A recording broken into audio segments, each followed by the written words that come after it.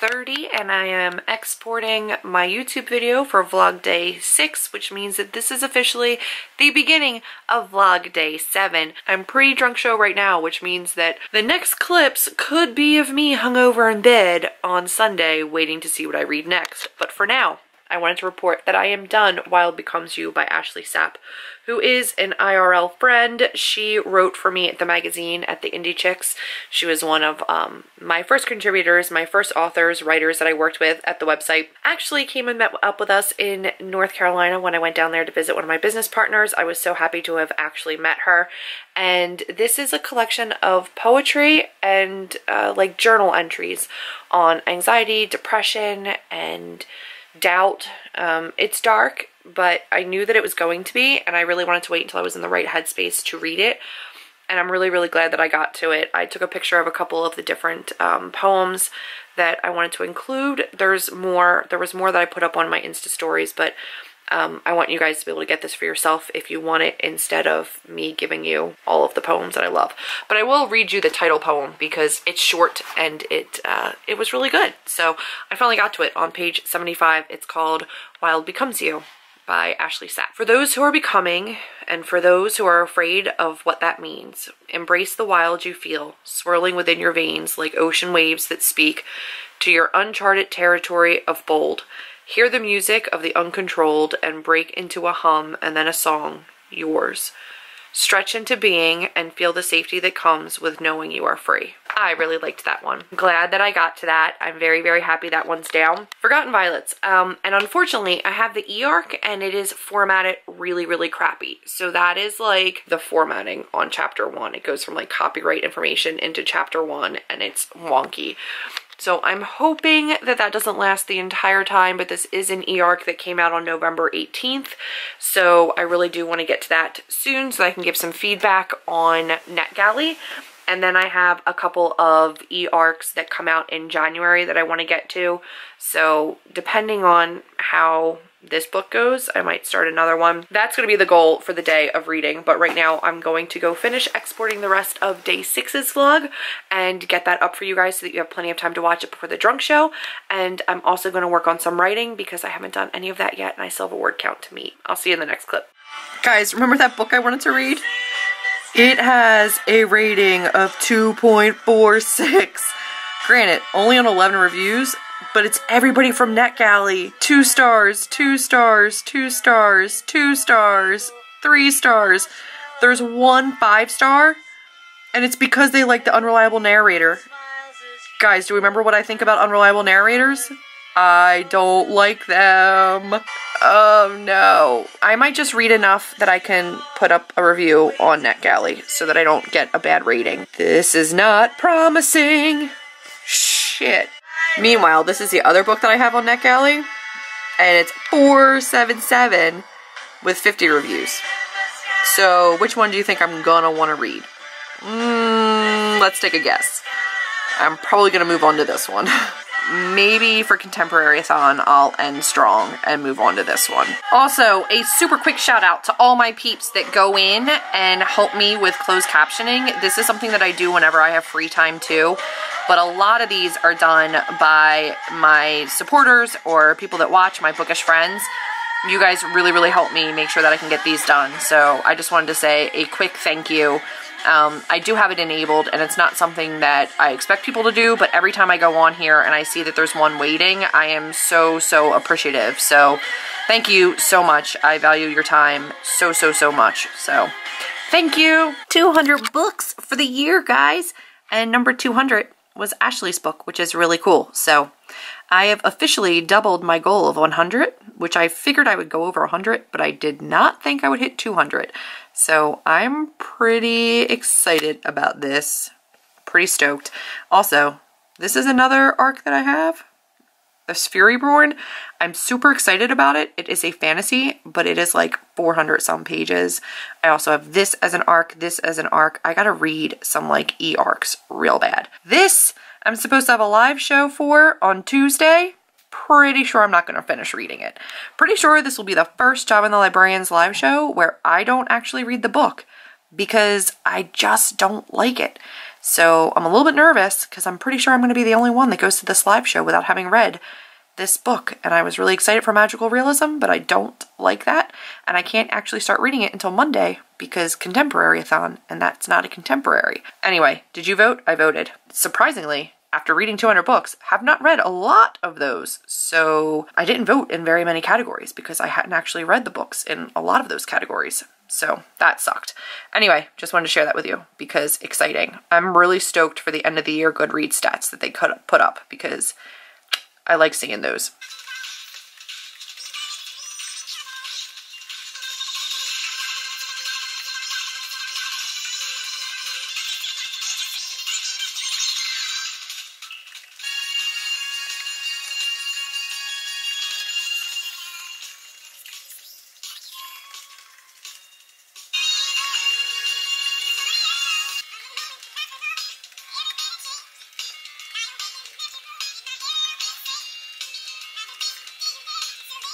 450 words. It's not bad for a couple minutes of work, but I am going to go get some food, and then I'm going to be back, and it's going to be drunk show time.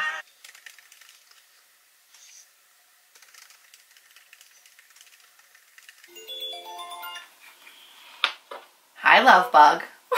Oh, I'm dumb. Oh. I'm daily vlogging myself writing, and I'm like, Chelsea's coming soon. So now you're totally on it. Whatever. So I'll talk to you in a sec. Yeah, okay. Sorry, vlog. Bye. Bye. You're not gonna be able to hear her because she's in here. Can you hear me now? Now? No. Now can you hear me? You can hear me now. It's usually like default. It's usually through my computer, but it's not letting me. It's only letting me go through my webcam audio. All right, bye vlog. My phone is updating, so I could use the light of my phone. It is 9 o'clock in the morning, and I went to bed at approximately 4:45. And apparently my brain does not realize that I need more sleep than that. So I'm not getting out of bed. I'm gonna lay here and fight the good fight and hope that I can somehow get back to sleep. My plan for this vlog is to still maybe read one more book. I'm gonna start my ebook, my ARC, and then I'm going to write today. So unfortunately, the last day of ContemporaryAthon is going to be a lot of, not necessarily hungoverness, because I feel okay, but just necessity. I don't want to read just for the sake of vlogging when I have a lot of like writing work to get done. So we're gonna see how I structure the day to make sure everything gets done. You're just gonna have to wait till the end of the day to figure that one out, but I am gonna lay in bed and read, so I'll update you. I definitely have moved on to this. I will deal with the NetGalley review of that other book, but I cannot continue to try to read it. Mainly because I got like 10-11% of the way through, and it is A, definitely not contemporary, B, the formatting is so god-awful, and C, the characters don't seem to be making any sense. So I'm going to try this one, which had crazy high ratings, and this one doesn't come out until January, but I'll be able to get my review and everything up on NetGalley in a more timely fashion then, because the other one's already released, and released very poorly. So this one's definitely contemporary. I can read this for ContemporaryAthon. I'm gonna still lay in bed, fight the good fight. Hello people! I am here with an update on my reading. I got to page 89, apparently 22% of the way through You'll Miss Me When I'm Gone. And I was incorrect. It is about twins. They are fraternal twins, but they are two girls. I think the picture, one of them has like really short hair, and I thought that it was a boy. I'm enjoying it. They're both like, one's like an AP student, super smart. The other one is like a musical prodigy. I think it's Adina. Adina's like the musical prodigy. She's got a thing for her music teacher and a thing for older men, and I'm fine with it. They're very different girls, as I think is pretty normal with twins, fraternal or otherwise, and have their own personalities, but their mother does have Huntington's disease, and she is deteriorating, and she's got the mood swings and motor control issues, and there's been a fight between these two twins years ago. One of the things that came from that fight was that Adina owed Tova, agreed to go ahead and at 18 take the genetic testing to figure out whether or not they had or would develop Huntington's. And then the kids getting tested, and then the 3 weeks while they wait for the testing results, and then they get the results, and then the story moves from there. I'm obviously not going to tell you what the results are. So far, super cool rep for the Jewish community. There's a lot of Hebrew in the book, which I don't understand, but they do like translate it most of the time, and the other times you can kind of infer, but they all speak fluent Hebrew. The father does not. He's more like Americanized, but mom is from Tel Aviv, and the girls all speak like native tongue Hebrew. It's definitely got like a lot of diversity. I'm super enjoying it. I'm gonna keep reading it. However, right now I'm in bed. I have my laptop, I got my phone, I got my blankets, I got my book, but it's time to write. So I'm gonna write now. The goal for the day is 6K, which means I need to pretty much exclusively write. So I'm sorry, ContemporaryAthon vlog. I don't know what to tell you.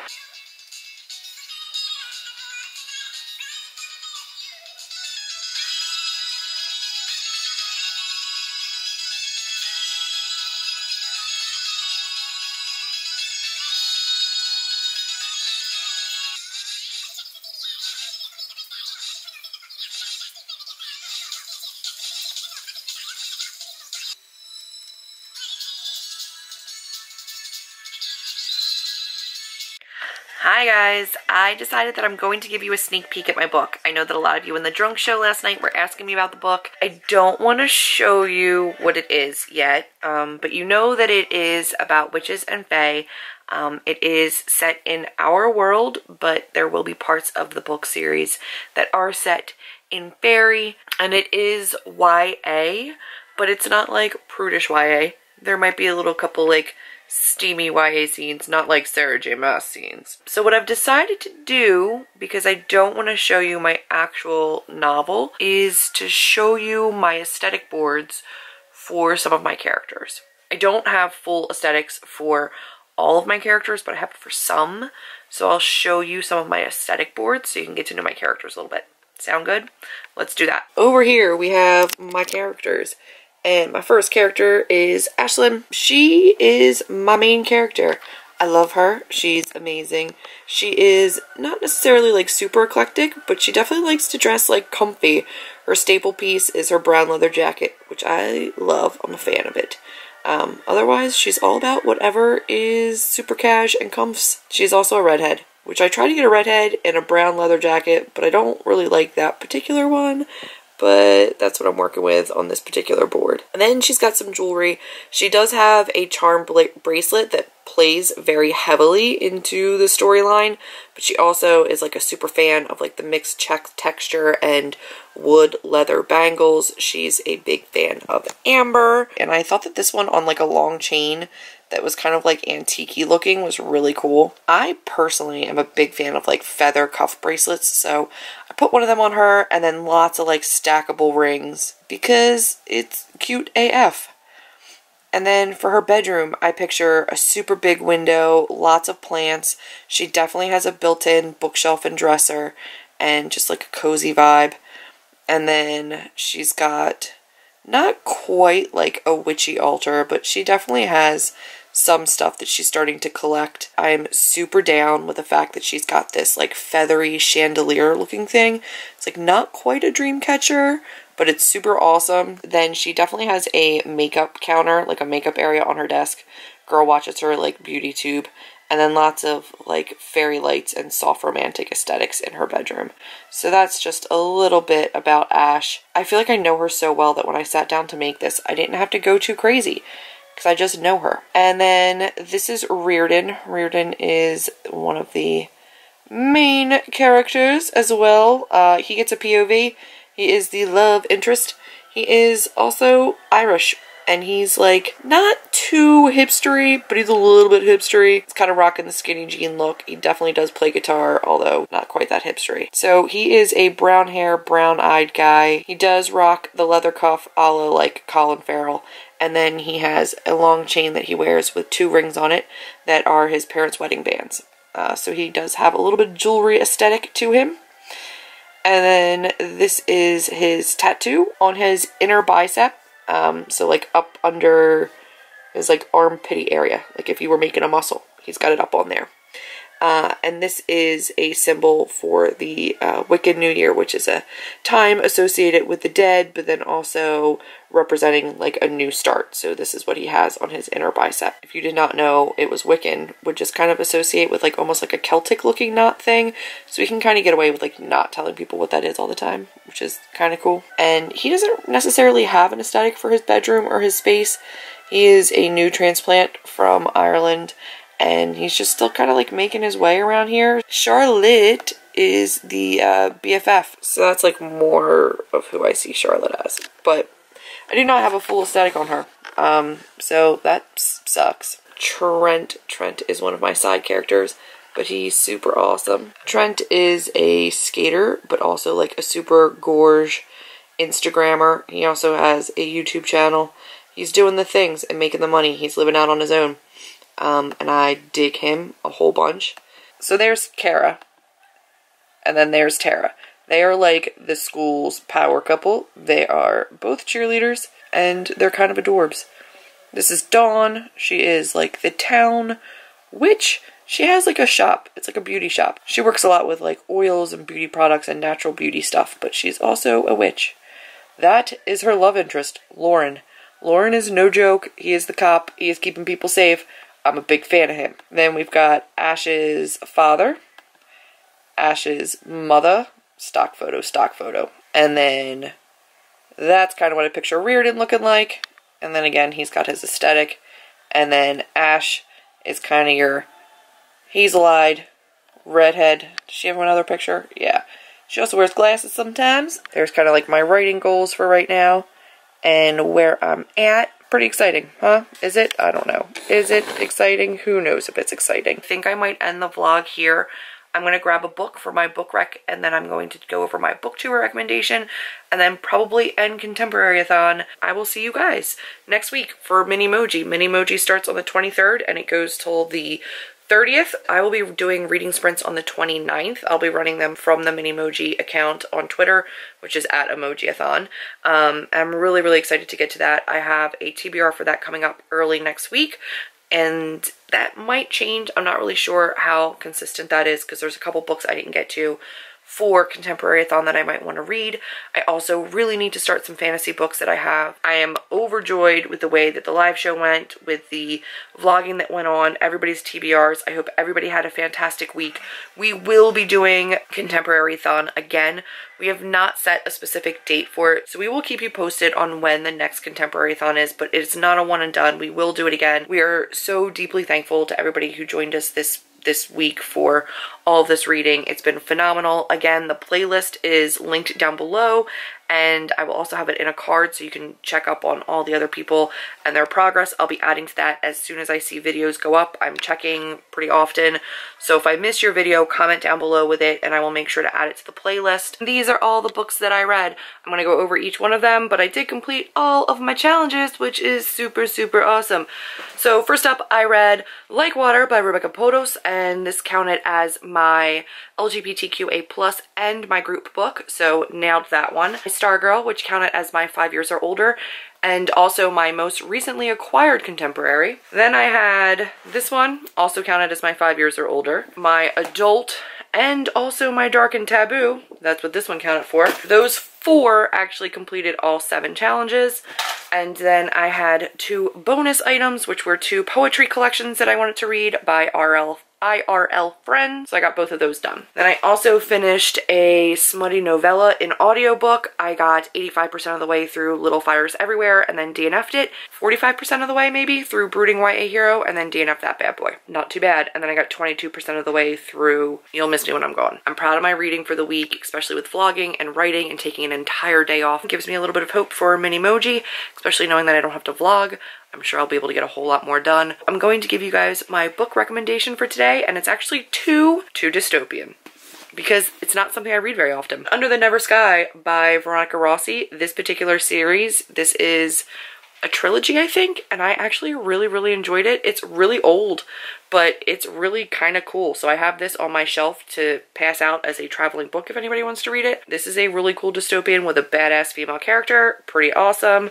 So maybe give this one a try or check it out on Goodreads, see if you're interested. And then also The Enemy by Charlie Higson. This is a zombie apocalypse book series with a ton of books in it, and this one is about when the zombie apocalypse hits, but it only affects the adults and the children are left alive trying to fight for their lives against zombies.